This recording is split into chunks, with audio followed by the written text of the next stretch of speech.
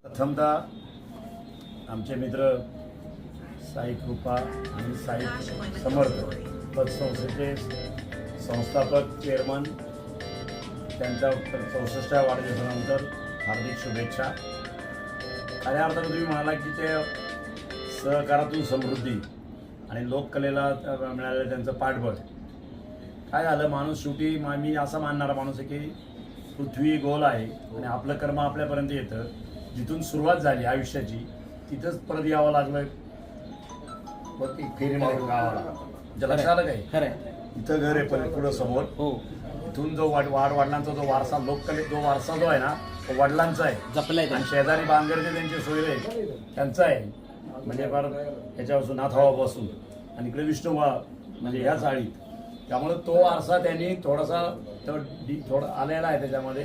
आणि त्याच्यामुळे तुमची सांगलीकरांची जास्त सेवा आमच्यापेक्षाही जास्त ते करतात. नाही, आम्हाला आनंद आहे. मी एक असा माणूस आहे की असं मला जाणवतं की खरोखर जो कष्टातनं माणूस पुढे गेलेला असतो आणि त्यावेळेस सत्याच्या दिशेने वाटचाल चालू असते त्यावेळेस तो माणूस खूप काम करत जातो. त्याच्या वाट्याला चुकीच्या गोष्टी किंवा वाईट गोष्टी येतात, अनुभव वाईट येत असतात, पण माणूस ठामपणे पुन्हा उभा राहतो. एक तुम्हाला मी सांगतो, काम तुम्ही कोणतंही करा बरं का, कुठल्याही पद्धतीने करा, तुम्हाला कष्ट हे आहेतच. तुम्ही चांगलं करा, वाईट करा, चोरी करा, काही करा, कष्ट प्रत्येकाच्या लागतातच बरं का. पण तुम्ही कोणतं काम करता आणि त्याचा समाजाला किती फायदा होतो हे फार महत्वाचं आहे. त्यामुळं त्यांनी काय आता त्यांच्या मी त्या दिवशी उद्घाटनाच्या दिवशी सांगितलं, सदाभाऊ होते मला वाटतं, की बऱ्याच वेळा काय होतो, आपण एक रेषा पुसण्याचा बऱ्याच वेळा प्रयत्न करतो दुसरी मोठी रेषा ओढायच्या ऐवजी. तर याच्यामध्ये मला कौतुक घ्यायचं आहे वसंतरावचं की जेव्हा मतभेद झाले एवढ्या मोठ्या पतसंस्थेत की ज्याने ते अत्यंत कष्टाने ती संस्था उभी केली आहे आणि तिथून राजकीय म्हणा कोणतेही मतभेद झाल्यानंतर बाहेर पडावं लागलं, तर तिथे अडकून न पडता त्यांच्याशी उगीच वादविवाद न करता बाहेर पडून स्वतःचं एक अस्तित्व परत निर्माण करणं म्हणजे दुसरी एक मोठी रेषा काढण्याचा जो प्रयत्न केला ना तो स्तुत्य आहे. बऱ्याच वेळा काय होतं, लोक ते जिथं संघर्ष करत राहतात ती संस्था बारीक होते. नुकसान कोणाचं होत नाही, सर्वसामान्य माणसाची ती सहकारी संस्थेत सभासद असतात त्यांचं नुकसान होत असतं या सगळ्या गोष्टींमुळे. तुमचे मतभेद जे आहेत ना ते त्याच्या आड नाही आले पाहिजे. तर त्याच्याबद्दल त्याचं मला कौतुक आहे सर्वात जास्त.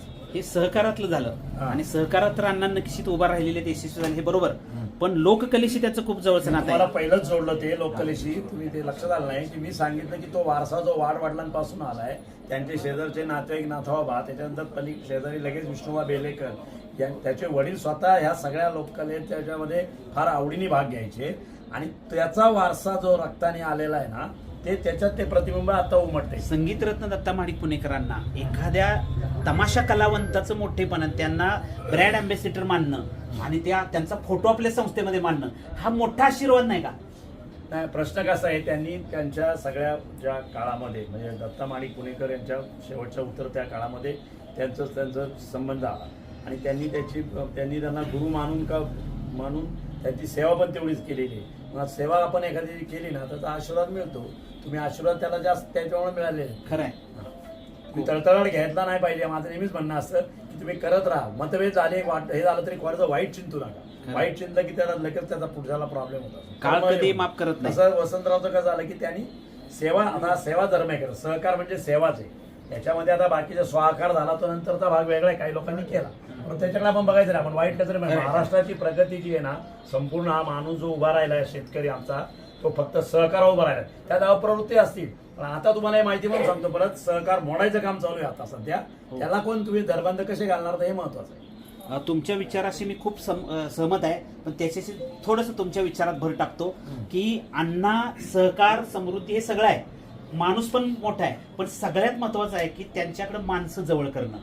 म्हणजे आमच्याकडे ज्यावेळेला पश्चिम महाराष्ट्रात अण्णा येतात त्यावेळेला आम्ही त्यांचा आदर सत्कार, त्यांचे आतापर्यंत सगळे सहकारी 8-9 होते, आम्ही खूप आदर सत्कार त्यांचा करत राहिलो आमच्या पद्धतीनं, फुलना फुलाची पाकळी.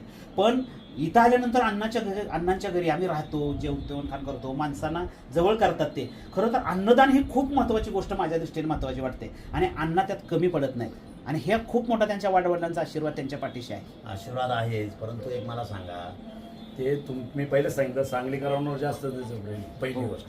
दुसरी गोष्ट, आता तुम्ही आता याच्यावर येत होता, मी बिझनेसवर येत होतो. वाडवडिलांनी कोणता बिझनेस केलाय? पैसे कमवू द्या, पण जेवायलाच घातले ना सगळ्यांना. 3-3 दिवस बाजारामध्ये पालात. ते किती तिथं हाल होत असतील त्यावेळी पाणी आणायचं ओढून कुडून आणायचं ते बॅरल भरायचे 3 दिवस त्याच्यासाठी कष्ट करायचे. तो आपोआप मी तुम्हाला याला एकच सांगतो, समाजसेवेचा आणि कोणतंही काम हे वारशानेच होत असतं हां हां. बरं का. दरोडेखोराचा मुलगा समाजसेवक नाही होऊ शकत.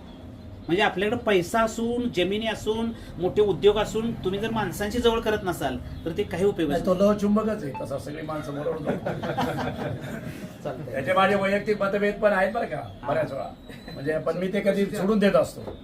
मतभेद मी कधीच करायचे, माझे मनभेद होत नाही. मी मतभेद होतात नाही, राजकारणात होतात, समाजकारणात होतात, माझे काही तत्व आहेत त्याच्यात होत असतात.